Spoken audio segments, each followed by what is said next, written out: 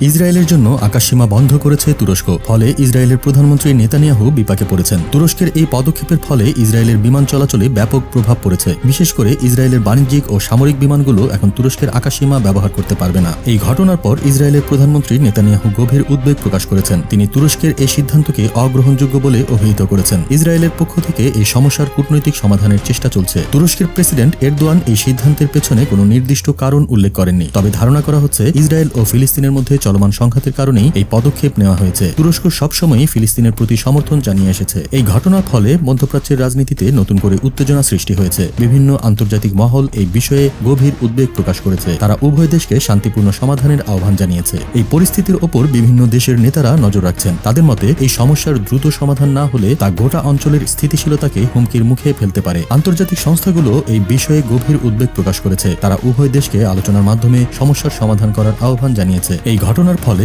ইসরায়েলের বিমান চলাচলে দীর্ঘমেয়াদী প্রভাব পড়তে পারে। বিশেষ করে ইউরোপ ও এশিয়ার মধ্যে বিমান চলাচলে নতুন রুট তৈরি করতে হতে পারে। এই ঘটনার ফলে বিভিন্ন দেশের বিমানবন্দরের নিরাপত্তা ব্যবস্থা জোরদার করা হয়েছে। বিশেষ করে ইসরায়েলের বিমানবন্দরগুলোতে বাড়তি সতর্কতা অবলম্বন করা হচ্ছে। ইসরায়েলের সাধারণ মানুষ এই ঘটনায় গভীর উদ্বেগ প্রকাশ করেছে। তারা সরকারের কাছে দ্রুত সমাধানের দাবি জানিয়েছে। আপনারা দেখছেন প্রতিদিন সকাল।